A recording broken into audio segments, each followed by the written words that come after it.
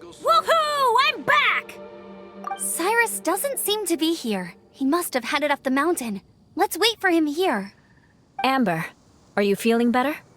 Yep, all good now. Nothing to worry about. I don't know what I'd do without you guys. If not for you, I'd probably still be locked up in that cage. I really want to thank you all properly, but I can't think how at the moment. Huh? You must be pretty used to being on the receiving end of people's kindness by now, though, surely. You probably need it often enough, given your situation. Come on, don't put it like that. Sure, plenty of people have shown me kindness before, but that doesn't mean I will ever take it for granted. No matter how many times people help me out in life, I will never forget any of them. Well, instead of repaying those who helped you, perhaps you could help others yourself. Everyone meets others in need from time to time. By choosing to be there for them, you're passing the kindness you received onto others. Yep, you're right. That's what I've always tried to do, and will always continue to do. Right. And when Cyrus gets back, I'll find some way to help him out too. This has been quite an eventful day. Yeah, it has. It's really hit me how tired I am now that I've started to relax.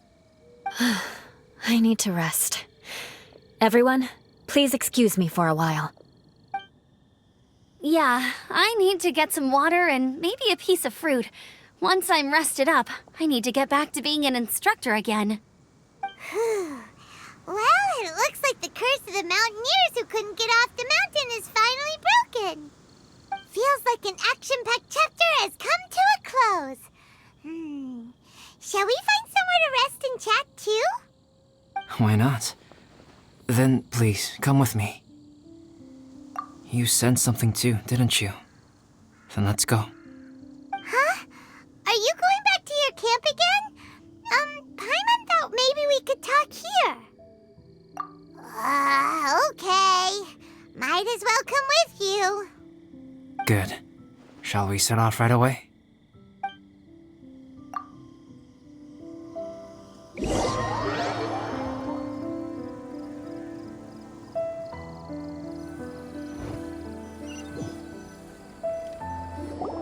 Sorry for bringing you back here once again. Some topics are best discussed in private. Is this about the imposter? That's right. I have to say, Traveler, I'm very surprised you noticed the difference between me and the imposter. Yes, this mark. Perhaps it's where it all began. Ooh, sounds like the beginning of a big story. Keep going. Well, I can't deny that what I'm about to say does sound like something from a children's storybook. So, what do you think this diamond-shaped mark means? A tattoo? A crest? Something else? No. Consider it a birthmark. Have you ever seen an intricate glass ornament and wondered how it was made? Well, one method for crafting with glass is a technique known as glass blowing. Glass blowing is not a widely known art in Teyvat.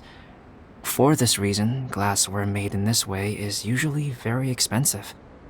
As the name implies, glass blowing involves blowing air into a hole, much like blowing up a balloon.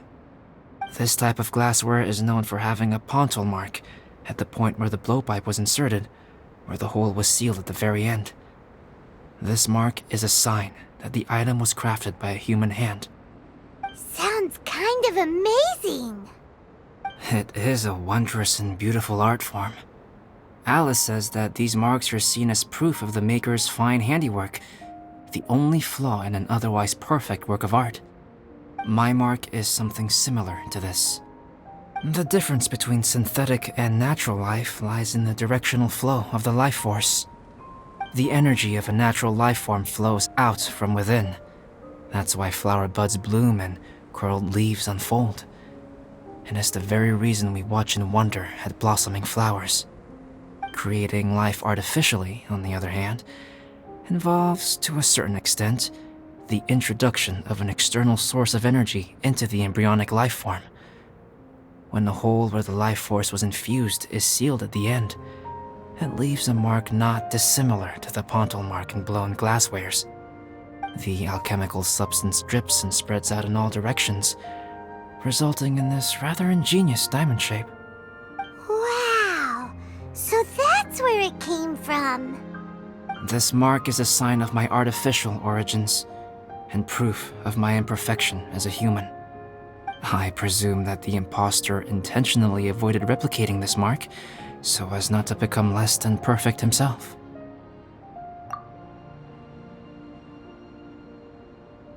You are fundamentally different from other people. I have few qualms about sharing my secrets with you. Just as Paimon said, it all sounds like a story. Even if you were to tell anyone else, they would regard it as nothing more than a tall tale. The transcendent and miraculous are not the only things to which human beings aspire. They pursue the everyday, the ordinary, to a far greater extent than I would have ever imagined. People like to believe that those who are thoroughly different from themselves could only ever exist in stories. It makes things much easier.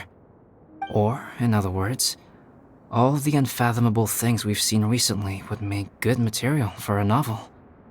I have friends who write novels. If they wrote this story, it'd probably be even more complex. Making up stories is easy. Even Paimon can do that. Oh, I didn't know you had that kind of talent. Paimon's the best guide into that. Making up stories is a piece of cake. In that case, how about we have a storytelling contest? We can base our stories on the events of the last few days. Sounds great. But we still have to help out the Adventurers Guild. I understand. Creativity is something that cannot be rushed. Take your time, and come back when you have found some inspiration. We'll see whose story is more compelling. Deal! Okay, we'll regroup with the Adventurers Guild for now. Sure.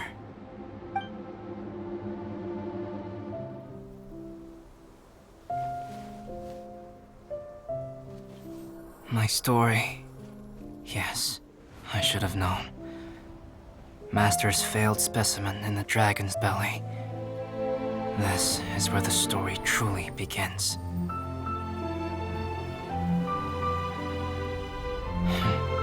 If we switched places, if you were the survivor, then as the abandoned experiment, the failure of the primordial human project, I'd want to replace you too.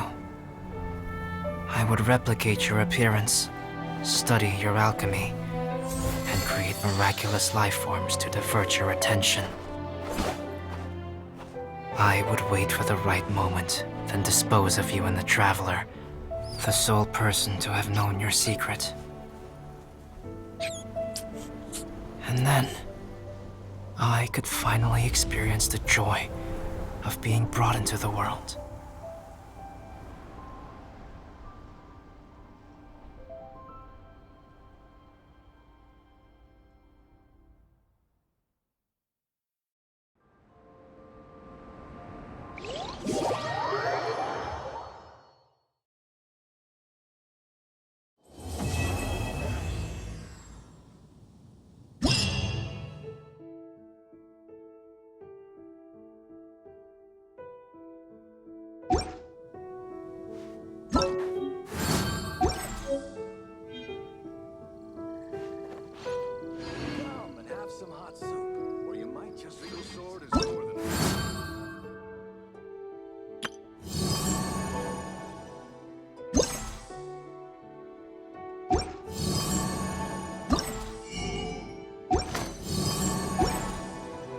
All the world holds dear